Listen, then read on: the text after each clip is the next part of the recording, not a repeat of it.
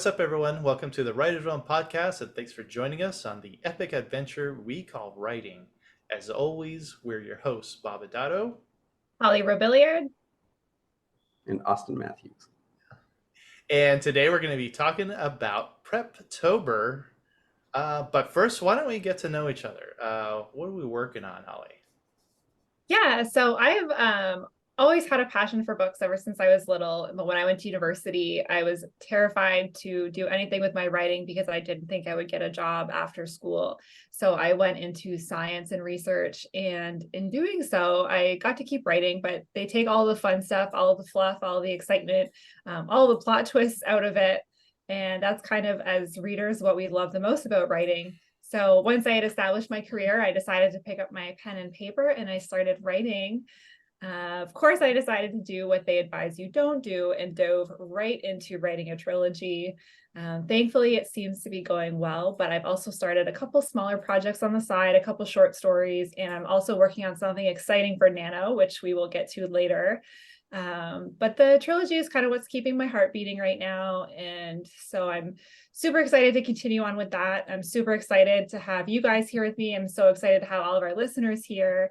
And it's just nice to know, to be with like-minded people and know that, I'm not the only one out there who's hasn't finished their book yet, who's still kind of muddling through things, I guess, if you will. And we can all kind of figure it out together. So that's why I'm here, and that's who I am. Yeah, I think that's perfect. That's why we're all here. We're just going to muddle through writing together because writing's so hard, and some of us are on the further along the journey than others, but that's okay. We're all writers, and we all go through the same issues. So, Austin, tell us about you. Yeah, so I've kind of had a weird roller coaster relationship with writing. So I'm dyslexic, so I grew up, failing English class over and over again. But along the journey, had a great professor in college who made us write for my art degree, and ended up just really loving it. And he got me hooked. We wrote a 2-page assignment that over the last decade has turned into right around 3 million words of joined universes. And I ended up being a AP English teacher at a high school and everything. So like that one class really turned around writing for me. And I actually ended up self-publishing my first book a couple of years ago. And so that was kind of an adventure, and to kind of get to play around with like, oh, this is actually doable. I mean, it's one of those things like I kind of put myself down because it's like, that's what everybody does. It's like, oh yeah, like I published it, but it was like self-published. So yeah, so just trying to go through the adventure of what the future looks like as I work on more and more things. So currently working on Kindle Vela is my main thing that I'm doing right now. So do 3 chapters a week in a fantasy-ish thing about superheroes. So Okay. Kindle Vela on superheroes, and you said you published your first book. Was that what genre was that? Fantasy. So everything Fantasy. pretty much I write is fantasy world, and then it may have like a different skin on top of it. Yeah. Yeah, what I liked writing is just weird stuff. I grew up reading Twilight Zone magazine, so there's a lot of what if scenarios, a lot of strange things. I still remember some of those short stories in my head that I loved. So that kind of got me into like, well, I want to try this. And then my dad introduced, he wanted me to stop reading Twilight Zone. He thought it was too weird for me for 11 years old. But then he got me into, he gave me, this is my introduction to fantasy. He gave me The Two Towers, Tolkien's second book. So I read it and I finished it. I'm like, oh my gosh, this was amazing. And I found out there's a third book. Well, wait a second. I just discovered this is the second book, not the first book. So I had to go find the first book. And and so what I did actually recently, I found all those books on eBay, those original, I think they're like late 70s. Wow. Late 70s editions with the real garish colors, covers for these books. I mean, they're garish colors too, but anyway, and that's so nostalgic for me. But yeah, so that's what kind of got me into just kind of writing. And I just wrote for myself. I never ever thought, I'm actually kind of jealous of reading when I read about other people saying, oh yeah, I knew I wanted to be an author when I was like 10 years old or 8 years old or something. I liked writing stories and I had a good time with it. I just wrote for myself for years and years until recently. I just retired from 28 years of law enforcement, and I wanted to do something when I retired because I retired at 50, luckily for me. And that's still pretty young. So like, well, what am I going to do now? And so just thought of actually learning how to write properly, listening to podcasts, and watching YouTube and reading books, and it just all started coming together. So I finally self-published my first book called Coil and Fang Curse of Shadows in 2021. I'm now on book 3. I'm writing book 4 currently. I'm going to make it a 6-book series, and then I've got plans for more after that.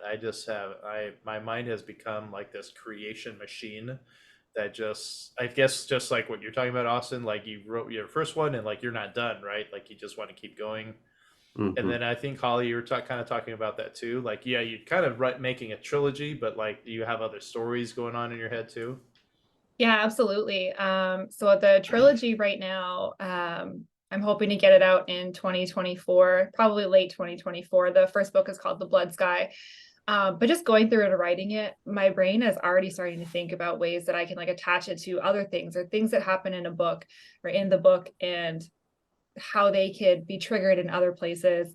And then while I'm working on that one, I'm actually working on a new project for NaNo. And that project I'm only planning to do as a standalone, just specifically for NaNo. But even as I've kind of been prepping it out a little bit this month, there's already like little cookie crumbs here and there, that I'm already ready to like blast out into other worlds. I really like the magic system that I'm using, and I'm using the same magic system in the trilogy. So now I'm kind of, because they're both systems are kind of, both books, sorry, have the same kind of magic system. I'm already thinking like, how can I intertwine this, or how can the history of one book maybe be the history from another book, and just things like that. Like the wheels are always going, they don't stop. They don't stop. My poor wife thought, she's like, okay, you're gonna do your book and then kind of get out of her system. I'm like, no, this is gonna be the rest of my life.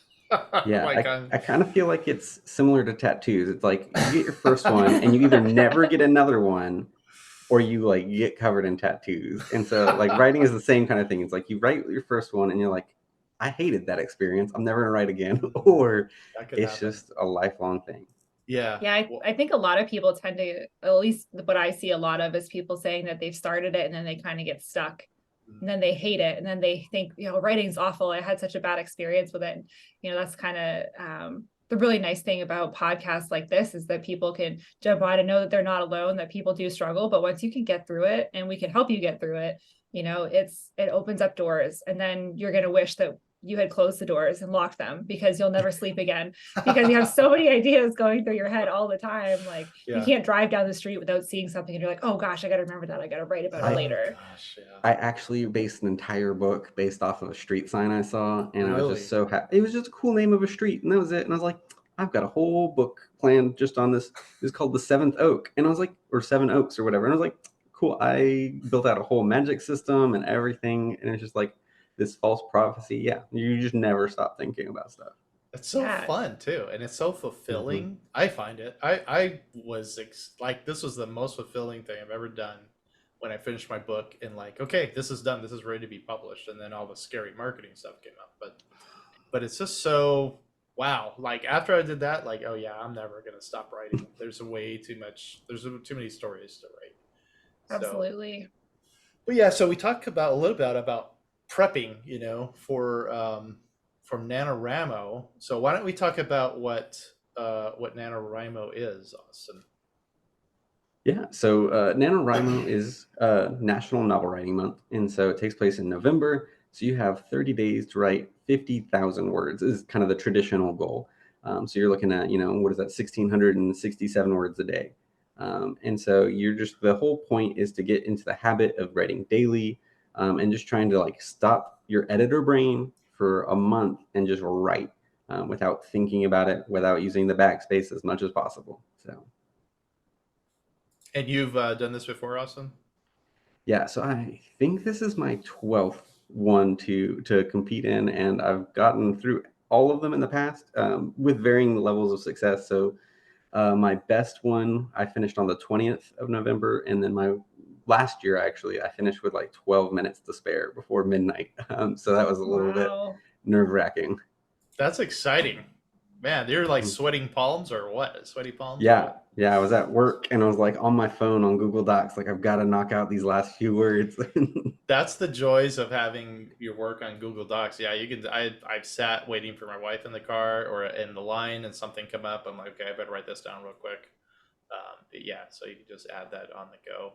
Holly, what's your experience with Nano? I have zero experience. I am so excited to do it this year. I am notorious for not being able to turn off my editor brain. And I also have a really bad habit of I'm a perfectionist, I think. I know. And I feel like I get stuck when I can't complete I can't make that first paragraph or whatever, that first sentence really, really good, then my brain just doesn't want to do anything. It cannot go forward. I cannot finish this page. I can't go to any other pages because nothing's going to be good if this isn't good. So I'll sit there and I'll spend like 4 hours sitting there staring at my screen. And so that is something that I'm really excited about with Nano, is because Nano is going to force me to just abandon all thoughts. Like if it's not good, I can fix it later. I can't fix it if it's not there. So that's I'm really excited just to see how it's going to shape me and how it's going to help me be a better writer. Yeah. Well, I think it's the goal, kind of like what Austin was saying, is just to help us get through and finish the story as much as you can, because that's I don't know if it's a perfectionist in us that wants to constantly edit like every single sentence we write, but I know there's an issue with us as writers being like stuck in that first chapter. Maybe I definitely was there for a long time, just like I can't get this right until I just stopped for a while and just listened to podcasts and read about what other experiences are, and they're just like you'll never finish a book if you just stay in the first chapter. You're on a hamster wheel, just Hmm. spinning around like nuts. Um, and what definitely helped was, yeah, just knowing, well, that, and also discovering like, wow, when I finish the entire book, I'm going to change a lot here. Not a whole lot, but like my first chapter was changed, I swear, like 6 or 7 times before. Oh, so here's a silly thing too. This is a total aside. We're not even talking about Preptober anymore, but who cares? But so I got done with the book and I sent it off. And this, like I said, this is like the seventh time I've changed the first chapter. I sent it off to my editor, and she sent it back and with a big X through all of the first chapter. She's like, just don't even start with this. There's nothing wrong with it, but you're not moving the plot forward. You're introducing to one character and that's it. But if you start here at chapter 2, this is your starting point. And I was like, who the heck does she think she is? But she was absolutely right. I went ahead with her suggestion and it read so much better. So anyway, my little story out of all that, a takeaway is like, don't even worry about your first chapter. You got to keep pushing through to the end. Yeah. Yeah. And I think too, like whenever you just kind of let go, like some really fun things happen. Because it's like a lot of people I know, like will get, 20 days into Nano and then they're like, oh man, I like backed myself into a corner. Like I can't get my main character out of here. I'm like, well, then maybe your main character doesn't get out of there. And that's okay. Like just let them be stuck. And like you can move forward from there. You can kill them off and you can pick it up from like their best friend and how they have to deal with the grief of it. Like whatever you want to do, but like there's always an interesting way forward, and it's going to be ways that are, your brain is just piecing that together is more interesting than you trying to find the perfect solution. Yeah, I agree. And I also think that we, for whatever reason, constantly think that we have to go A, B, C, D, where, I mean, you're writing this book. You can start, if you can't think of how to start your book or what to do between chapters like A and D, skip it. Go to F and then go back to B and then go to Q. Like if you have just certain scenes in your mind or things that you want to have happen, start with those and then just fill in the gaps later. That's, yeah, excellent. Because even right now, I'm writing book 4, and I just finished up chapter 14 today. Um, and I'm looking at like, God, I don't know what's next, but I think I'm going to do what you said, Holly, and just write, because there's definitely these huge scenes that I are going to be in the book. So Hmm. like, why not just write that? Let me just get that out of the way because I just can't wait to see that happening, right? And Hmm. so I definitely want to do that probably tomorrow. So thanks for that, Yeah, Billy. and on that note, like if anybody out there has not watched Dan Wells give his talk on the like 7 point story structure, Mm, it deals a lot with that. It's like, okay, like the most important thing, like what the thing that grasps us about a story is where it ends. So like we're hit by that big moment. And so he's like, okay, start there. And then obviously the thing that you need is growth throughout your story. So your beginning is going to be the opposite of whatever that is. So it's like, if I want to see this character have a really strong moment, I need to show them weak in those things. And he just like walks through like, hey, here's like a really quick beat structure of like, this is what needs to happen in your story. And it's really helpful to like have that going into Nano. So you're not like, oh man, I don't even know where to begin. So, mhm. just figuring that stuff out is really helpful beforehand. Mm.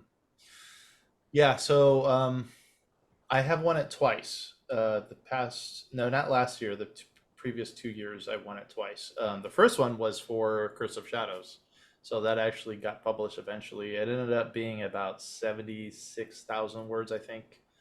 Um, but yeah, that was a good starting point for the 50 to just to build something up and just to keep going. In fact, I didn't write the end after 50,000 words. It was like, well, I've done 50,000, but obviously I'm not done, so just keep going. So that one, and then I think I have a free book, a newsletter funnel called The Bride, Coil and Fang The Bride, and I use that one as my second NaNoWriMo, which I think I actually pared that down to a little, right, like around 45,000 words, something like that. So yeah, what I'm going to be doing is another Coil and Fang book because why not? This is what I'm just in love with these characters right now, and I can't say no. It's based Coil and Fang are basically it's a mix between Sherlock Holmes and Mission Impossible. I love Sherlock Holmes. I love all the mysteries. I love how Sherlock just knows everything, or he's trying to. And then I love the action from Mission Impossible, all the crazy, not necessarily just the action, but like all the layers subterfuge and espionage and spying and so lots of that. So yeah, that's what I'm gonna be working on. Coil and Fang. It's gonna be called Coil and Fang. Oh gosh, I can't remember the title. I just came up with an amazing title that I can't think of right now, of course. But so that's what I'm going to be working on for Nano. Death by Invitation Only. That's what it's called, and it's Mm. going to be Oh, set. Yeah, thank you, thank you. I do love that too. yeah. Feel free to use that if you like. But Death by Invitation Only is it's going to be a standalone free book. Be made available free for Amazon and other platforms, and it's going to be about H. Holmes made a murder hotel. He kind of crafted this hotel, and he would get people in there, and he would kill them. I mean, he's just like just a horrible serial killer. But I'm gonna in the Coil and Fang world, it's gonna be a lot more involved than just him simply strangling people. It's gonna be a lot of trick rooms, kind of like a huge like a fun house maze kind of a thing. Absolutely no fun at all. But I'm just trying to get Hmm. the idea of there's gonna be kind of like a maze, and there's gonna be trick rooms and what like a Winchester house. Remember that, or that Hmm. place up in kind of central Northern California.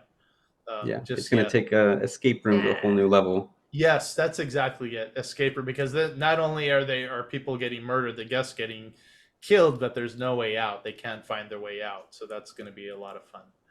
That's what I'm going to be working on. Let's see. So yeah, so you kind of talked about book planning, and we're kind of talking about that. So I think part of the planning for what you're doing for Preptober, this whole preparation thing is getting ready, because you don't want to just start November 1st and just sitting there going, well, what do I want to write about? Because you're gonna fall behind really quick. So October is the perfect month for prepping your story.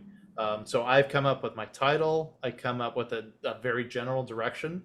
So that's how my mind works.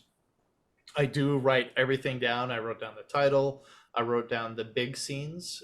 That helps for me if I write big chunks of scenes. Like these are the exciting things I want to happen. These are the things I want to see.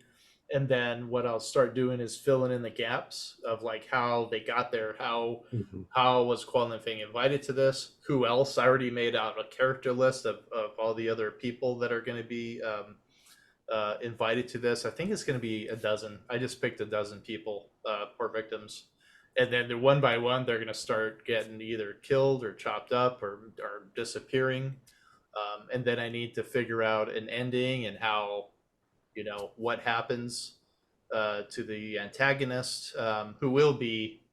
I don't know. I mean, I don't think anyone's going to care if I write in his name as H. Holmes, right? I mean, I don't know. I don't know if maybe there No, might be a family thing that might be concerned or something. I mean, I've seen enough things that use H. Holmes, whether, like, I mean, I think Supernatural had an episode in which H. Holmes was a character. Okay. And then Devil in the White City does a little bit more That's right. grounded Yeah. thing on that. So, I just bought that to just kind of get a feel for what oh that. I yeah, think it's that like was half architecture, so it's a little rough at points. that's all right. But it's good. Yeah, I mean, because my stories take place in 1893, usually San Francisco, based in San Francisco. But so I have to actually do research. Like Mhm. for today, I had to look up zipper. When was a zipper invented? Luckily for me, it was 1893 at the World's Exposition, which is where my second book is set. Was it my third book? Yeah, it was my second book. I hope. I'm so embarrassed. I don't even remember. But anyway, I have to go do my research because my even though it's science fiction slash fantasy, it does take place in a real world. A real Mhm. cities and everything else. So that's going to be part of my Preptober too, is doing more research on his building. I know it's 3 stories, but I don't know much else. So I'm going to be watching videos. I'm going to be watching YouTube, reading the book Devil in the White City, which is based on H. Holmes. So there, for me, there's a lot of prepping involves a lot of research. But besides all that, yeah, it's going to be just getting the big main points down. I know what you're talking about, Dan Harmon's. I was following Dan Harmon's story circle, and I don't think, is that a little different than the 7 point structure? I mean, I actually just recently went through and made a chart of like the 9 most common story structures, and they're really strikingly similar. Like, Yeah, you could use them interchangeably. Basically, whichever one makes the most sense to you is really what I would suggest going with. yeah. Because it's like, you have the hero's journey, the heroine's journey, the 7 point story structure, Dan Harmon's. You have Freytag's pyramid, I You think, have or Save there's the Cat. Save Save the the Cat's Cat. another very popular one. Save the Cat's a very strict one if you're technically following it, because it's like, oh, on this page of your manuscript, this should be happening. Yeah. But like, as long as you take it, I mean, with a grain of salt, as far as that, like, you're not necessarily writing a movie where you have to worry about the time length, like the Yeah. exact flow of it. Yeah. So Yeah, so that's how I'm planning to write my whole book. So, also, what would you suggest for getting organized about? Because there's going to be some organization that involves all of us to be successful. Right. And yeah, Austin, so you're a bit of a pantser, if I remember Mm, right. yeah, I always Well, that's tell definitely myself, different. yeah, every year I tell myself I am going to be good. I'm going to be a smart little boy and plan ahead. And I'm going to have all my beats. And what happens is every year I spend all of October planning a book, doing all the world building, getting some good beats down. And then November 1st comes and I'm like, I want to do this completely other book that I didn't plan anything for. Um, so I'm Wow. trying really hard not to do that because it's happened. So I've done this is my 12th one, and I think I've thrown out my plans like 8 times. Wow. So we're gonna see if we can actually do the roll call of Cthulhu this year and get Whoa. actually through that. Um, so yeah, but talking about organization outside of the book is really important too, because real life still exists. We don't just get to quit our day jobs and become professional writers for a month. Which, I mean, 1,600 words or almost 1,700 words is, kind of on the professional writing level Mhm. when you're talking about 7 days a week in particular. So trying to figure out what works for you and when you're actually going to get those words in. So like for me, I've got 2 little kids at home. I'm not writing on the weekend. Like if I'm not doing it late at night during the week, it's probably not happening.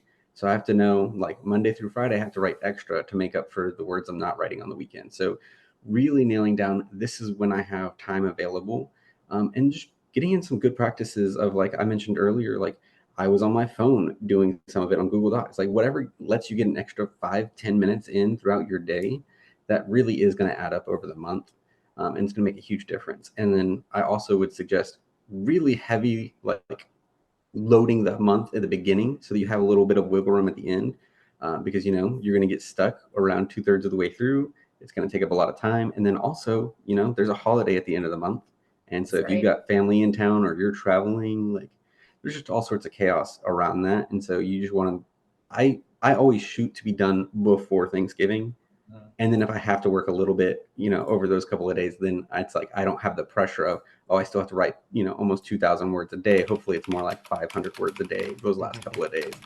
So just figuring out where you're going to work, when you're going to work, and all of that is key. And then if you have some like things that like really need to get done, like I need to get my oil changed on both my cars, I'm going to, try and make sure I'm a good person and go and do that before I hit November. But, I'm a procrastinator, and so it's always going to hit there.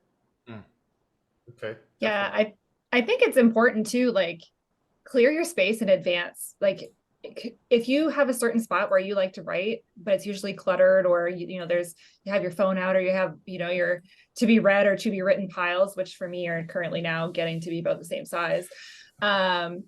Clear all your space away. Put things around you that are necessary, like have your water jug there so you don't have to constantly get up and get water and then get distracted by making a snack and this and that. Clear your space and get into just a good space to write. I think, do all those things in advance. So How I about feel like how about lighting a candle? candles, if you need to sage your room a little bit first to get the good juju going, like whatever you need to have, put your pets out of the room, um, lock the doors so your spouse and your kids can't get in if you need to. Hide in the bathroom and write a little bit. That's funny. Like just set the space and just make sure that you have everything there that you need so you can really just get in your zone. If you're like, I actually do love to snack when I'm writing, and so like if you've got like a nice bowl of grapes there or something, or I like to inspire myself in my writing with the things that I eat. So sometimes if I'm writing in the morning, I'll order coffee from somewhere and DoorDash it to the house, and then I'll describe the pastries that I'm eating from the patisserie down the street and things like that. Like, surround yourself with things that are going to help you write, I guess is the point, and clear the Right. space of everything else that is not going to influence you positively. Yeah, because that mental headspace is really important during this month. I mean, for writing in general, of course, but like this is a kind of a big deal, or we want to make it a big deal. We want to be able to celebrate, what we're doing. But yeah, if your head is kind of filled with like a mess and clutter, then yeah, we need to take care of ourselves. So that's a good idea. Yeah, I Yeah. feel like even for me, I'm a plantser. So I like to plot, but I also like to leave some leeway room. So right now with what I'm working on, I have a chart, and in my chart I know for each chapter I know like whose point of view is it, and I know who's going to be in the scene. And then I also know kind of where the scene takes place, and then what are the main things that I want to have happen here. But I also like to leave some room. Sometimes a new character will just come in that I didn't even know existed yet, right? And that's the point. As writers, we want our characters and our writing to kind of take on a life of its own. And so I leave a little bit of room for that to happen. But it's hard to let your mind work and do those things if you don't have the right space for it. Like you'll get stuck on one chapter and you'll never go anywhere. And I also think it's really important to, figure out exactly how much, like you said, how much you're going to write every day. And then also practice now. Like you can't go from writing 50 words a day, or 150 words or 1,000 words every couple days to suddenly you're writing 1,700 words a day. So just start now, get your stamina going, right? And just practice. Yeah. And then thinking about that, like it's also, you have to remember that like the whole point of this isn't to, knock out 50,000 words every November and then nothing the rest of the year. So it's like if you're going to burn out because you're trying to hit the, 50,000 words, like maybe give yourself some grace, back off a little bit, stick with wherever you are and whatever pace is comfortable so that you can follow that up into December and January and February. And then by the time you get back around to next November, well, then you're used to whatever pace you had set and got used to, and then stepping it up a little bit more. I feel like November is a great time to step up our activity, not to just sprint through and then hopefully have something left. Because, Bob, you talked about taking care of yourself. Like, you have to take care of your mental self too. And like, if you're just going to burn out, like, that's not a good way to handle, Nano. That's not what it's about. Yeah, we want it to be a very positive experience as much as possible, right? And if it's Mhm. full of frustration and you're it's just, you're getting down on yourself every day, then you're not going to have fun. You're not going to want to do it, and hopefully that doesn't deter you from writing your book and finishing your book either. This is Mhm. just meant to be like as a a big kind of a community thing where we're all kind of writing together.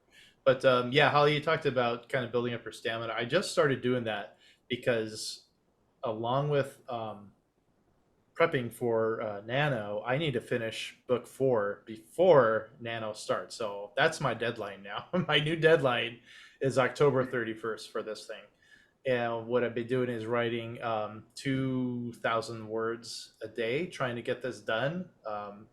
So it's been working so far. So I definitely like that idea, just to try to build up your stamina beforehand, so you know what Yeah. it's like. So you know what Yeah. it's Mhm. like, kind of having like a miniature goal set for yourself of I think it was 667, Austin. If you just write that, I think in my other nanos, I was doing like I was shooting for 2,000, so I kind of get ahead of the game. Mhm. But yeah, that's a Yeah. really good idea. I think too, you have to consider when you do your best writing as well. Um, do you write more words in the morning before, like, sit down and have a coffee and you can write it then? Are you an afternoon writer? Are you a night owl? Do you like to get up in the middle of the night when you're supposed to be sleeping and write 2,000 words then? Things like that, because I think that like that's the kind of stuff you can do for Preptober is you can kind of time yourself or look at your word count for a couple different times a day and you might actually be surprised. Maybe you do better quality writing in the morning but you write more words in the evening, and that's the point of Nano is really just to get you going and get you over those blocks and just get those words on paper. um, so it's okay to not have the best quality because that's what the next draft is for. Yeah. So just get those words down. Yeah. Now, we've kind of been alluding to like, what if we don't finish, And we don't want to call it failure. We want to call it rewriting failure because we're writers and why not? We got to be, quippy and, punny. But yeah, we don't want to call it like failure, and we don't want us to, when. So last year I tried it, and I only went up to 7,000 words, and I had to stop, and I don't even remember why or how. And it's actually this book that I'm trying to finish now, so it's almost a year later. I have been taking a lot of mental health breaks, but but yeah, I know I wasn't failing. It was just kind of like, okay, I'm gonna hit the pause button for now, and just I'm gonna come back to this, and that's what we want to do for all of us. Like, there's no failure, okay? There's no like, there's just like, what, it didn't work. Sometimes life happens, okay? Some outside forces that you have no control over, okay? And it's like Holly was talking about clearing the space, getting rid of your negative, anything that's going to impede your progress. And you can do that, but then something happens in the family, or an emergency happens, and now everything's interrupted. You're going to have to just roll with it, because honestly, you're more important than the story that you're writing. Okay, I know we're trying to get a book out and everything, but like, you got to take care of yourself. So yeah, that mental health, of kind of defeating yourself of like, man, I messed up, and how am I going to come back? And we don't want to think like that. We just want to try to learn from what happened. And if it was like I said, like an outside force, like a family thing or some sort of other emergency, there's nothing you can do about it, but you can just try to pick it up as soon as you can. But if you just happen to, you have to stop. You just have to tell yourself, okay, this isn't working for me. I'm gonna stop. I think that's more successful than if you're just pushing yourself. Like, no, I have to get it done. Because again, like I said, your mental health is way more important than whatever the story is. So we need to take care of ourselves. Yeah, and I Um, think no matter what happens, like, you're learning something from the yeah, experience. right. And so, I mean, you could look at it as an objective thing of like, if you only got 100 words in the whole month, that's 100 more words than you had before. That's Like, right. yeah, maybe that's not much, but like you're learning a lot about like what things can you do. So like you said 7,000 words. Like you're learning about like, hey, like it's more important to take this mental health break or whatever it was. Yeah. Like Mhm. just learning to, have balance in your life is a hard lesson for all of us. So you could almost say that maybe I should have probably lost some of the last 11 because it probably wasn't the healthiest. Because there have been years where it's like I did it in November, and then like I didn't touch anything again for like 2 months. Yeah. So I might have gotten less words done in the whole year because of it. So it's one of those Yeah. things like you had to think about the bigger picture of one, your writing, but then also your life. Yeah. And I think too, like, Nano's kind of its own thing. And if you know that there's no way you're going to get 50,000 words, maybe you're just starting out or you just don't have the time, but you are really passionate about writing. You don't have to do that. You can say your own goals, make your goals 20,000 words and Mhm. split it out, or to say like, I just want to write 1,000 words a day just to get myself, or, for the first week, I'm going to write 600 words a day. And then the second week I'm going to write, 1,100 words a day. Just something to keep going, or just anything. You can set any goals for yourself. I know on Nano too, you can win badges, to Mm. little things to encourage you and stuff like that. And it's not just cut and dry. You got to get to 50,000 words. I think Austin, it was you who said there are no nano police. So Mhm. if you need to change your goals or make goals that are more suitable for you and something that you can actually accomplish, then do that. Yeah, I and was, so for me, something I enjoy doing is I just set a goal of one chapter a day, and like, I mean, y'all have read my writing and writing group. Like I usually do like short, punchy chapters. So like I have some in my Kindle Vela that are like 700 words because like that's all that was required for the scene to get across what I needed to get across, and I'm not gonna beat it to death. Mhm. Now I might write a book with like 200 chapters, but they're gonna be as long as they need to be and as short as they can be. mm. Yeah, I Yeah, like. absolutely. Oh, go ahead. No, I'm just agreeing. I think that that's Mhm. that's the best way to think about it. Yeah. What I did a while back is buy myself first a day planner that I kept all this stuff in. Oh, good, you can't read it. But but then I also bought myself stickers to reward myself. Like Yeah. I got those stickers. I bought some Star Wars stickers. I bought some Pokemon stickers. I give myself a gold star for um, getting up to my task. So 2,000 words, I give myself a gold star today. And if I write an extra 1,000 words, that's when I get to dig into my fun sticker bag and pull out a free either Pokemon or Star Wars sticker. But yeah, just celebrate the little things. Mhm, If you happen to, and you get to see that on a, like I said, a day planner. Some people have the big wall calendars mhm. or whatever, but get something going to give you a little bit, just a little bit more inspiration, because you're going to be really excited probably the first week and a half, and then all of a sudden you're going to wake up, I swear, because this is where I've always been. I don't know about you, Austin, but you wake up going, I really don't want to write today. Like that's the last thing I want to do is look at a screen. But Yeah. sometimes you can see your sticker or whatever your progress and go, okay. And Holly, you talked about the badges, that that's on Yeah. Nano that give you that little extra, push Yeah. that's going to be fun, because we need to make it fun. Well, I do anyway. I want to Yeah, make it fun. 100%. And I think it's one of those things too, is like Nano is not something to just do alone either. Like it's so hard and depressing at times if you're just like feel like you're the lone warrior out there facing down 50,000 words. So having people that you can surround yourself with is like Hmm. super key for me at least. Yeah. I agree. And I almost like, obviously, for those of you who don't know, the three of us met in a writing group. And that's kind of what brought us all together. And so having people to lean on or to throw your ideas back and forth with is absolutely priceless. Because sometimes they'll see or think of things that you maybe wouldn't. And I know, Nano again is supposed to be about building up your craft, and it's okay to like if you don't want to do it alone. I always think of that game that they teach kids in school where you say a word and then you say that word and the next word. And you can do that with Nano if you wanted to, right? You could partner up with a friend, double your word count, and just say, you write a page and I'll write a page, or you do a paragraph and I'll write a paragraph. Or that's kind of the nice thing with the technology we have is, you can be in two totally different places and working on the same thing at the same time. And just do what you can to make it fun. Yeah, I mean, you It's could you do can like do two anything. self-insert characters and just like you're basically storytelling at each other.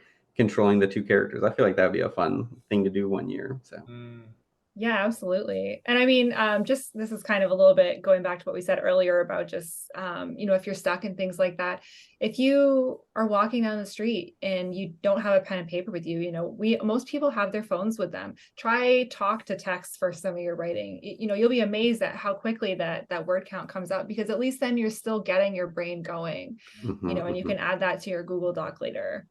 Now, on that, I will say, if you can get a talk to text that also saves your audio recording, so that if like you're like reading it and you're like, I have no idea what this was trying to to record, then you can go and like see what you said, and you're like, oh, I see why it has no idea what I said.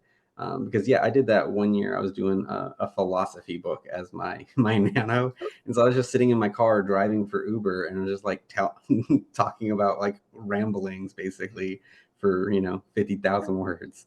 That's funny. Okay, yeah, those are excellent ideas. I mean, speaking of writing groups, we're our writing groups on a Discord, but we Writers Run Podcast, it does have a Discord, so we'd like you to join that. The link is down below. Please jump in there, introduce yourself, and hang out with us. Um, as far as other how you can find us, you can find my books, Coil and Fang, on Amazon.